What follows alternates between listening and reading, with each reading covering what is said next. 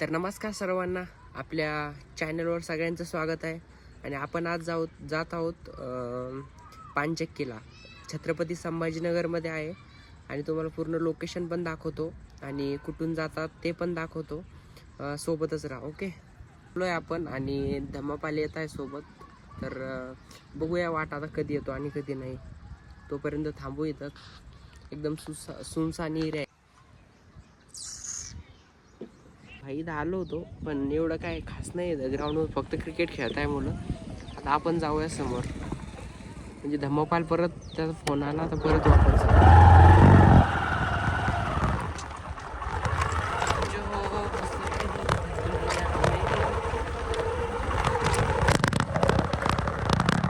ते बाबासाहेब मूवी ना हिंदीमध्ये हां. यानं रोल करला बाबासाहेब तो. फायनली धम्मपाल आलेला आहे आणि 1 घंटा थांबून इथं थांबलो होतो आपण आणि आता परत जातोय वापस. तरी पण आला नाही आणि 1 घंट्यानंतर आलाय आणि पद्मश्री भेटला सांगायला. चला आता जाऊ आपण पानचक्कीला.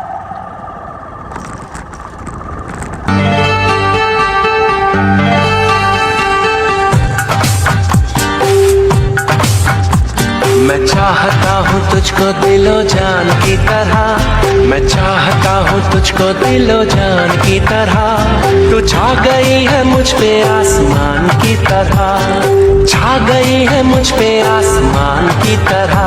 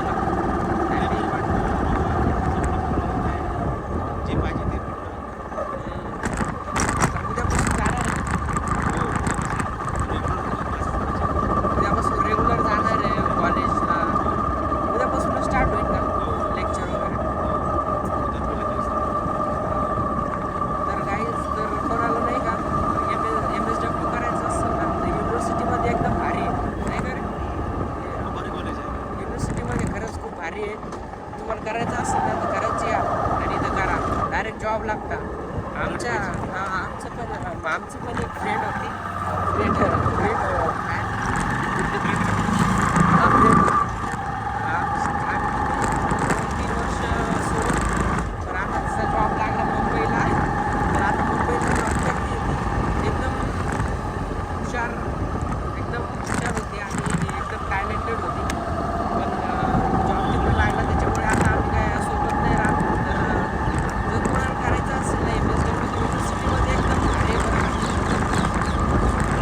हा PS पॉलिटेक्निक कॉलेजचा रस्ता आहे आणि साईडला अजिंठा हॉस्टेल आहे.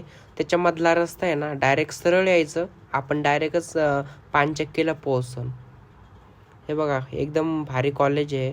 कोणाला जर ॲडमिशन घ्यायचं असेल पॉलिटेक्निकला तर हे भारी कॉलेज आहे. आणि इथून सरळ एकदम सरळ जायचं आणि फक्त 500 मीटरवर नाही का पानचक्की येऊन जाईन.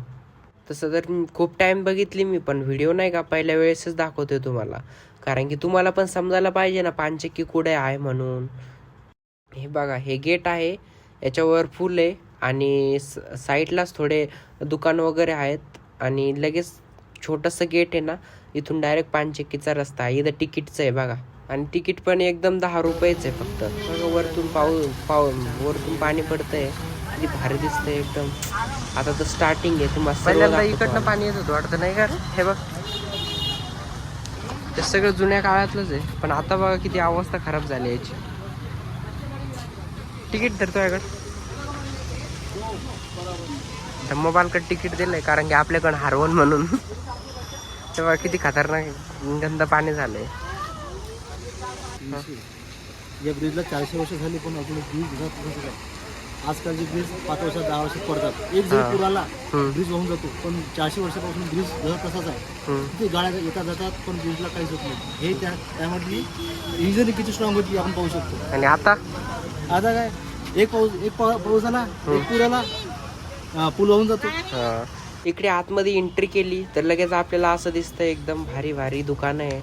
पण एवढा भाव आहे नाही तर बाप, एका चढ एक भाव आहे. खूपच जास्त भाव आहे बाबा इथं.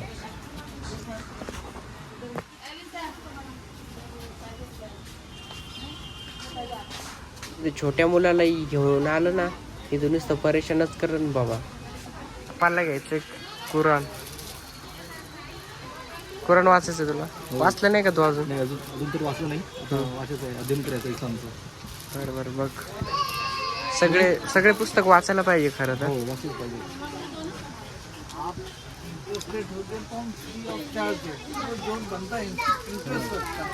हा, ऐसा करनी कि हमको बुला के जबरदस्ती दिए वो लैंग्वेज आप इंटरेस्ट है तो फ्री ऑफ चार्ज है. खाली एक नोटबुक है, उस पर आपका नाम मेंशन करना है, फ्री ऑफ चार्ज.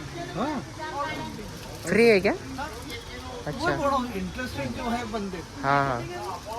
तर गाईज जर कोणाला जर म्हणजे इंटरेस्ट असेल तर म्हणजे फ्रीमध्ये आहे इथं. आम्हाला वाटलं की विकत आहे, पण कसं आहे, ज्याला जर कोणाला इंटरेस्ट असेल ना ते एकदम फ्रीमध्ये पुस्तक आहे, म्हणजे कुराण. फक्त नाव नोंदणी करायचं आणि एकदम फ्री कॉस्ट. हो, तर ज्यांना कोणाला वाचण्यामध्ये इंटरेस्ट असेल तर नक्की या आणि कुराण प्राप्त करा. वाचा, चांगलं असते. वाचल्यामुळे ज्ञान वाढते. इस्लामविषयी लोकांची जी गलत धारणा आहे त्या दूर होतील. कारण वाचल्यानंच गोष्टी समजतात, अडचणी दूर होतात, गैरसमज दूर होतात. बरोबर.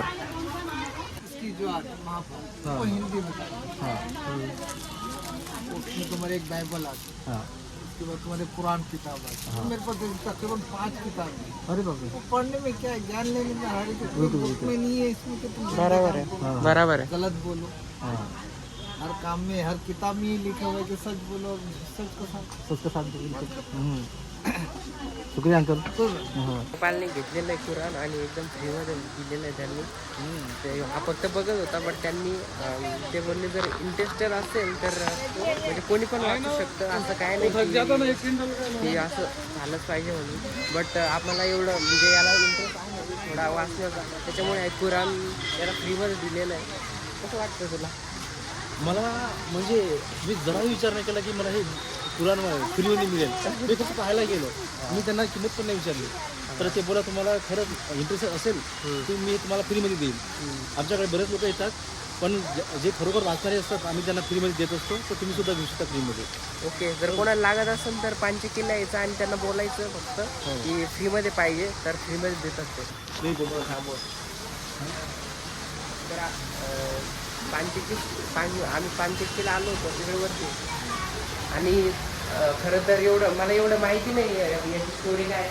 तर मोबाईलला एकदम सगळं माहिती आहे स्टोरी काय आहे याची. तर सांगा मग. हे पांचती जे आहे ना, तर त्याची इंजिनिअरिंग अशा प्रकारची आहे की औरंगाबाद जवळ एक गाव आहे छोटंसं दटवाडा. तिथे पहाडी आहे. तर बादशाह औरंगजेब यांच्या काळामध्ये तिथं एक तलाव बांधून त्या काळामध्ये बघा, त्या काळात कोणतेही पाईपलाईन काय कशी ती लोकांना माहीत नव्हतं, पण त्या काळामध्ये मातीची पाईपलाईन बनवून म्हणजे त्या तिथून 40 किलोमीटरपासून पाईपलाईन टाकत पाणी इथपर्यंत आणलं. पण पाणी असं की उतारावरून खाली असं पाणी येईल, बिना मोटरचं पाणी येईल, ते वरी जाईल, खाली पडेल. आणि इथे चक्की जी आहे तर चक्की खाली टर्बाईन आहे, त्या टर्बाईनला ते पाणी लागते आणि त्यामुळे चक्की फिरते. चक्की फिरते त्यामुळे काय व्हायचं की इथे एक सुफी संत होते. तर ते सुफी संत जे होते तर त्यांच्या काळात जे बी लोक इथे यायचे तर या चक्कीचा जो पीठ निघायचं त्या पिठापासून त्या लोकांना भाकरी बनवून खाऊ घालायची. अशी स्टोरी आहे. त्याकरिता हे इंजिनिअरिंग त्यांनी बनवली होती. खूपच भारी इंजिनिअरिंग आहे. हो, एकदम मला तर म्हणजे पहिल्या काळामध्ये एवढी इंजिनिअरिंग कोण करू शकते आम्हाला एक समजायला तुम्हाला दाखवतो. एकदम खालून पाणी पडतंय त्या पंख्यावरती आणि वरून एकदम जातं नाही का, आपण जातं म्हणतो त्याला, ते वरून फिरतंय आणि त्याचं पीठ बनतंय. एवढी टेक्नॉलॉजी बाप, पहिल्या काळामध्ये एवढी खतरनाक टेक्नॉलॉजी वापरलेली आहे. आणि आत्ताचं बाप खरंच यार. हे बघा, खालून पाणी पडतंय आणि वरून एकदम जातं फिरतंय. आणि याच्यामध्ये पहिले लोक नाही का जे गहू ज्वारी जे असेल त्यांच्याकडं ते त्याच्यावरून टाकत होते आणि खालून नाही का पीठ येत होतं. बघा किती टेक्नॉलॉजी आहे, बापरे. हे बघा पहिल्या काळामधलं मस्जिद आहे आतमध्ये, दाखवतो तुम्हाला सगळं. खतरनाक टेक्नॉलॉजी वापरलेली आहे. पहिल्या काळात एवढे भारी बिल्डिंग बांधलेले आहेत. हे बघा इथं पण नाही का कोणीतरी राहत होते पहिले, म्हणजे जे साफसफाई वगैरे करत होते ना, तर इथं राहत होते सगळे. आणि आपल्या पानचक्कीला आणि इथं जे राहत होते ना ते मेन होते याचे, तर त्यांचे रक्षा करत होते. तर नमस्कार सर्वांना. तर आपण आलो होतो पानचक्कीला, आणि पानचक्कीला आलो तर ते काका बोलले तुम्हाला मागच्या ब्लॉगमध्ये पाठ दाखवतो तुम्हाला. आणि ते काका काय बोलले की फ्रीमध्ये आम्ही बघत होतो फक्त, आणि ते नंतर बोलले की फ्रीमध्ये आहे, तर हे कुराण घेऊन जातो. तर आम्हाला दिलं त्यांनी आणि आम्ही वाचत होतो. तर त्याच्यामध्ये म्हणजे वरतूनच लिहिलेलं आहे की पवित्र कुराण म्हणून. आणि त्याचं विशेष काय माहिती आहे का, पवित्र कुराण हे दृष्टी निर्मात्याकडून पूर्ण मानव जातीला दिलेलं एक संबोधन आहे. त्यामुळे याचा सन्मान व आदर करणे अनिवार्य आहे. तो मानवाविषयी आहे, म्हणून दररोज पठण करावे, म्हणजे रोज वाचायचे, बरोबर. आणि दुसरं काय आहे, कोणत्याही वेळेत पवित्र कुराणचा पठण करता येते. कोणत्याही वेळेला संबंध म्हणजे कोणत्या पण वेळेला आपण वाचू शकतो, बरोबर. कुराणचे पठण लहान मुलं मुली स्त्री पुरुष सर्वच वाचू शकतात. फक्त जेव्हा कोणाला स्त्री असेल, मासिक पाळी असेल, तेव्हा ते वाचू शकत नाही आपण. असं तिसरा नियम आहे. आणि परमेश्वर तुमच्याशी बोलत आहेत या विचाराचे प्रेमळ नजरेने पवित्र कुराण वाचा, म्हणजे प्रेमाने वाचायचं कुराणला. म्हणजे आपण रागामध्ये असलो तेव्हा तर वाचायचं नाही. आणि दुसरं काय, अपवित्र आणि नशेच्या स्थितीत हे पवित्र ग्रंथ वाचायचे नाही. जर कोणी नशेमध्ये असेल तर याचं कोणी पण वाचायचं नाही, असं बस. आणि जर तुम्ही दुसऱ्या म्हणजे नशेमध्ये असताल तर ह्या ग्रंथाला वाचायचं नाही, असं याचं म्हणणं आहे. आणि आम्हाला एकदम फ्री ऑफ कॉस्ट दिलेलं आहे त्यांनी, तर आम्ही याचा पूर्णपणे लाभ घेऊ आणि पूर्ण म्हणजे जेवढं आम्हाला घेता येईल याच्यामधून तेवढं घेऊ. Okay, thank you.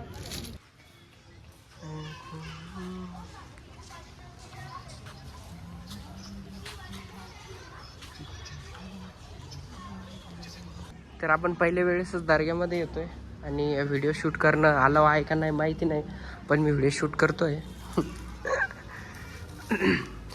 एकदम भारी डिझाईन आहे, म्हणजे पहिल्या काळातलंच सगळे नाही का रे.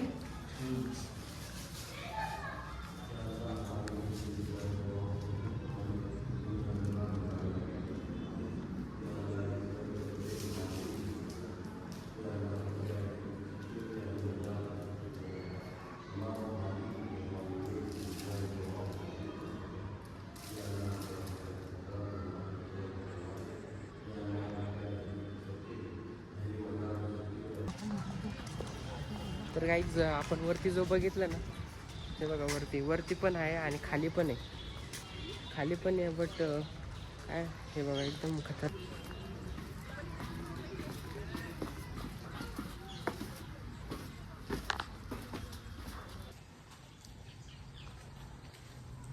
एकाकडे नदी होती, आता गट. Bye bye bye.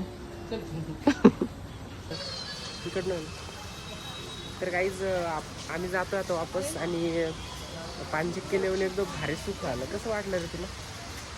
अरे एकदम भारी वाटलं. तुझा शांतता, पाण्याचा सुगंध आहे ना. सुगंध थोडा खराब आहे, पण बाकीचं एकदम छान होतं. म्हणजे पहिल्या काळामध्ये यार खरंच एवढं भारी कोणी करू शकतं का? जणू काही 17व्या शतकात गेलं असं वाटत होतं. ते असं डोक्यातून डकवताना असं वाटतं.